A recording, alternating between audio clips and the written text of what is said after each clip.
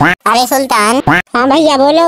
ये साला बुलडोजर कर क्या रहा, साला एक ही जगह पर रुका हुआ है। अरे भैया तुमसे बड़ा गधा मैंने कभी नहीं देखा। क्या तुम्हें दिख नहीं रहा कि 710 नंबर टायर की टेस्टिंग चल रही है? इन सालों पे वही टेस्टिंग करते भी नहीं बनता। देखो मैं दिखाता हूँ कैसे टेस्टिंग करते हैं।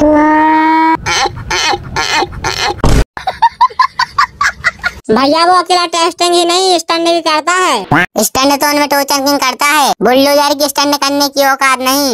ये क्या बक रहे हो मादरचोद? अच्छा भैया पहले उसका स्टंट तो देख लो। भाई लोग आप दीपेश भाई को तो जानते ही होंगे, उनका ही चैनल हैक हो चुका था, तो उनने नया चैनल बनाया है, तो जाकर सभी लोग सब्सक्राइब करें और सपोर्ट दिखाएं।